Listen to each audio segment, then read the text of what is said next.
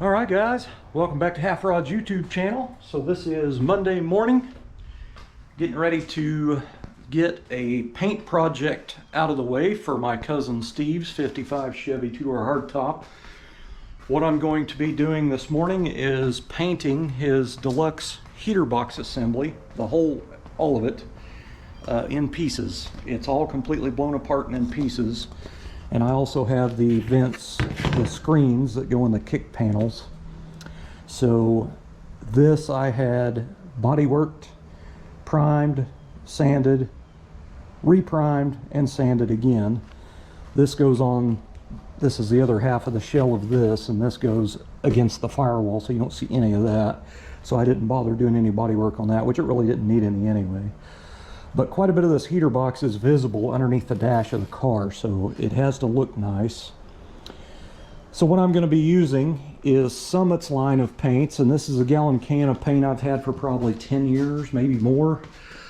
And it's called Killer Gray Metallic. And the main reason I'm using it is the original stuff was hammer tone gray.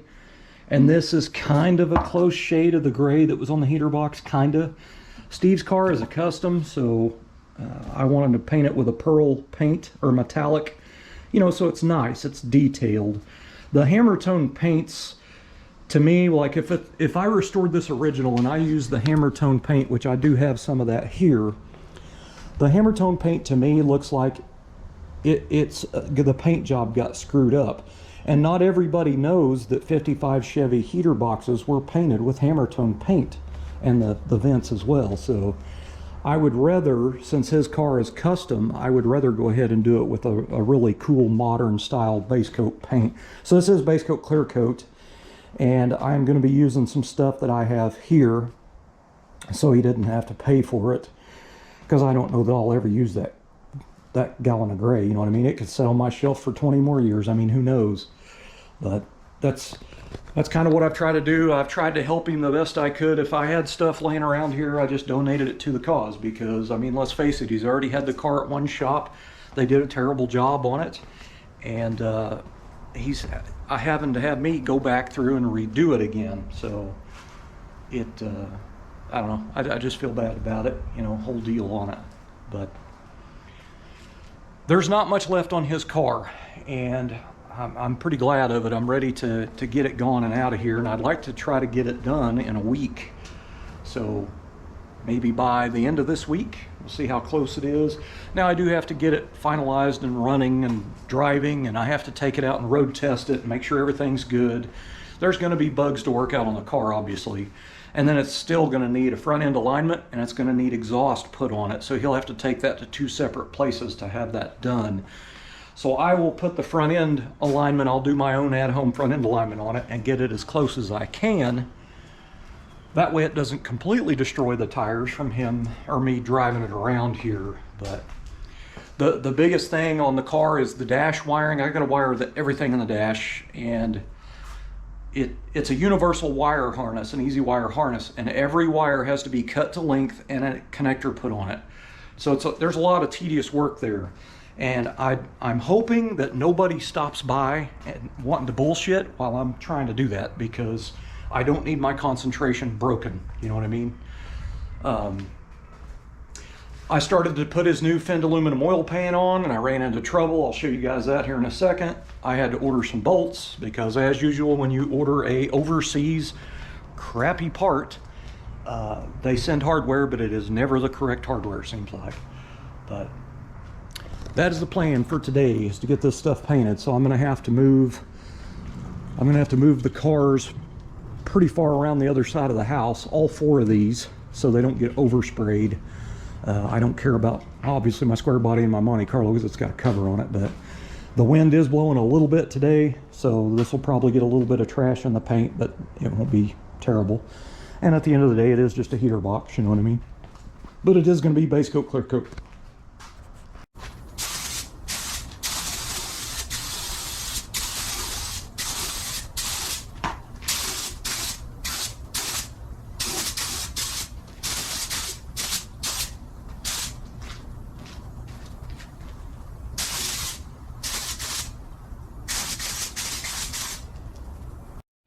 Alright, so I brought these parts around and put them underneath my porch so they're not in direct sunlight basically, but it's warming up outside, so this ought to do pretty good for it. But anyway, I got the main heater box stuff all painted today, base coat, clear coat.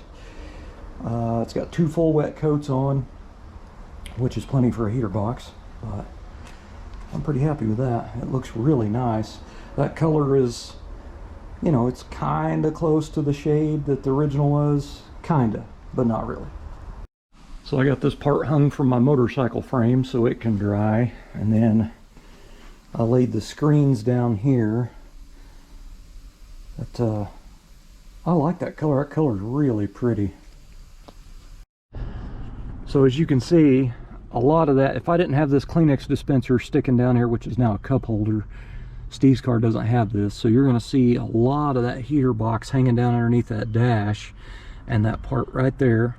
And also these screens. The screens are highly visible in the car, so that's why to me it is very important to have that stuff really, really nice. So Steve bought these rocker moldings. It's a reproduction set of rocker moldings. Now these were an option you could get on your 55 Chevy. So I have this gravel guard here that goes on the fender right here, and then it has a molding that goes all the way down to the side, and it kind of goes to a point down there, so it goes on the rocker right here. There's a lot of reasons I don't want to mess with this. This is really a liability if I'm thinking about it on my end of it, and I'm not interested in having to repaint something for free. So you get these clips, and they send you these little flathead screws. So you got to drill holes in your rocker panel for these clips. And I did not paint this car, so I don't know how much filler is in these rocker panels. And as much as I've seen some of their stuff on this car, there's no telling how much is in there, you know what I mean? So when I drill into that and I go to stick a coarse thread screw in there to tighten it down, it's going to chunk the filler out. And it makes me nervous, just that side of it.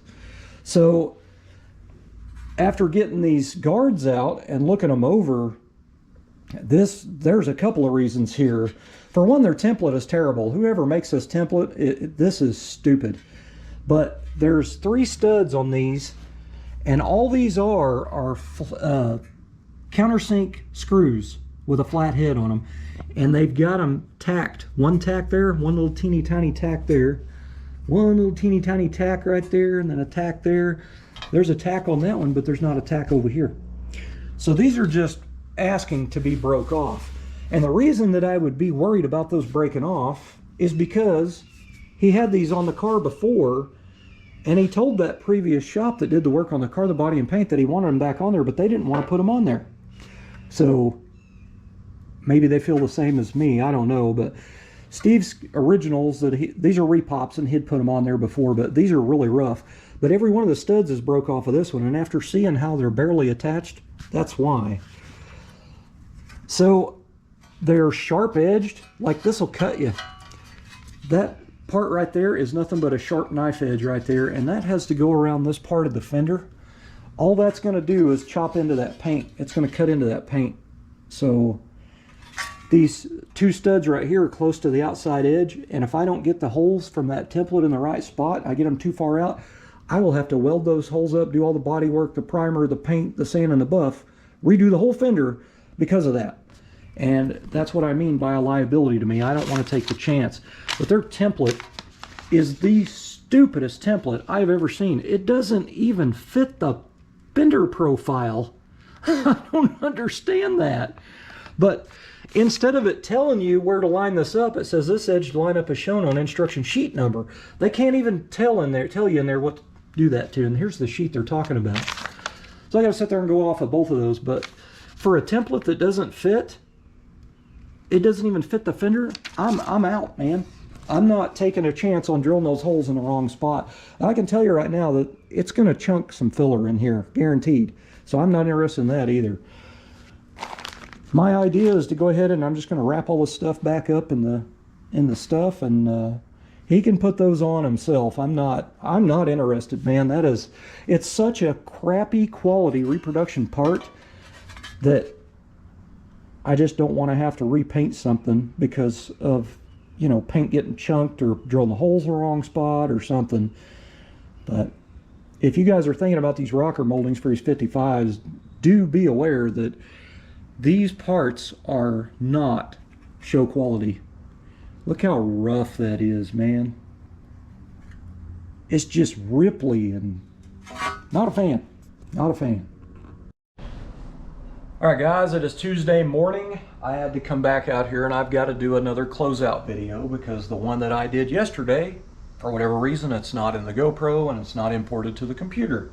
So in order to finish the video, to get it uploaded and for you guys to watch, I have to do a new closeout video. So I had to dig this garbage parts back out and get to talk about this again, and I'm probably going to get irritated talking about it because I was really irritated yesterday when I was talking about it. So you're just gonna have to bear with me. And this is just the lessons to be learned here is don't buy the cheapest damn part on the internet to save $5, because this is the kind of crap that you get into. So the oil pan on Steve's 55, the original one, was pretty rough, beat up. The pan rails are tweaked. The drain plug was stripped out, so it seeped oil. It leaked at the front, it leaked at the back. So he opted to get a new oil pan. Now I don't have a lift. I'm on my back underneath the car. So, you know, nobody likes to do that, but that's what I've always had to do all my life. However, I got the oil pan out of the box, and this is a cast aluminum oil pan. It's finned, so it matches his valve covers and it matches his air cleaner. And right when I got the box out and started messing with it, I knew I was in trouble. Usually, if you've got one of these plain white boxes that don't have a name brand on it and the sticker right on it says Made in China, you know you're in trouble. And that's exactly the trouble I am in. So I got this out. I will say the finish quality on this is atrocious. It is not even hardly polished. And you can see all their marks here in the pan rails. It's just, you know, it's not good quality.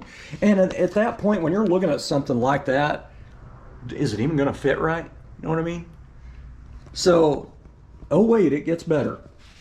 And again, I apologize by the tone of my voice, but this is where I'm at, trying to get his car done. I'm down to like a week's worth of work left on this car, and this is the kind of garbage that I have to go through. It's one step forward and 3 steps backwards, and it's because of no-name parts. So they send bolts with this oil pan. These are hex head bolts. These are zinc plated, you know, grade 5, nothing wrong with that. You know, if you get a polished aluminum pan, you know, you probably would at least like to have some chrome bolts or maybe some stainless steel bolts to put in there, but they send you this cheap crap, which is fine, it'll work. Now these are a little bit on the short side because of these raised pads on here, and by the time you put your thickness of your gasket in there, you're not really grabbing a whole lot of threads. So I had him pick me up a Felpro one piece because these are my favorite for an old school small block. So I get under there and I put silicone on the front and the back of that pan gasket, and I get under there and I run all them bolts in by hand, and then I grab my ratchet, and then I find out that you can't put a socket on there. The bolt head's right up against the side of the oil pan. There was only 3 of those bolts I could put a socket on. So I don't know how the hell they expect, unless they want you to use a wrench on all of them. Boy, wouldn't that be fun. So I took everything back apart, cleaned the silicone off the gasket, off the oil pan, and off the block. And, you know, and I realize somebody's probably going to say you're not supposed to silicone those. And technically they want you to put a little dab on these corners, but I silicone the whole ends. It's just me. That's the way I do them. You can do them however you want. I've put about 20 or 30 of those in. So I've learned some things. But anyway, the only bolt you could put in there to make this work is a socket cap Allen, because it takes an Allen, which I've got the socket set to do it with a ratchet. So anyway, I ordered a set of those, 22 bucks. These are stainless steel. And then here is more trouble. So you stick the bolt in there and it goes down in the hole. I can take that bolt all the way through that oil pan. So I got to looking at these holes, trying to figure out why in the hell they would drill 5/16 holes for 1/4 inch bolts, and they're not even round. Look how oblong those are. Look at that. That's high quality shit right there, ain't it? So the only way to make these work is to use a washer. So you can't use hex head bolts, and you can't use these without washers. So I don't know what the hell they expect you to put those on there with. I can guarantee you they've never tried to put one of these on a car, because they would learn real quick that that's not going to work. So I had to sacrifice my packs of ARP bolts, 1/4-inch ARP bolts, which I will say is about anywhere from 15 to 20 bucks for a pack of 5, and they come with washers. I had to use 14 of these ARP washers is what I'm going to have to use on this. And the reason is they're small diameter. So these will work, because if I went to the hardware store and got stainless steel 1/4-inch washers, the washers are going to be a big diameter. They're going to hit the side of the oil pan as well. So you wouldn't be able to put the bolt in with a washer. So these are the only washers that's going to work. So I'm not too happy about having to use my ARP washers on this cheap ass oil pan, but if this is what it takes to get this job done and get this car out of my life, then so be it. You know what I mean? But anyway, if there's anything to learn from this, guys, don't buy the cheapest crap on the market, because this is the type of crap you get into. So I'm going to try again to put this on, and hopefully I don't have any more surprises. But anyway, thanks for watching.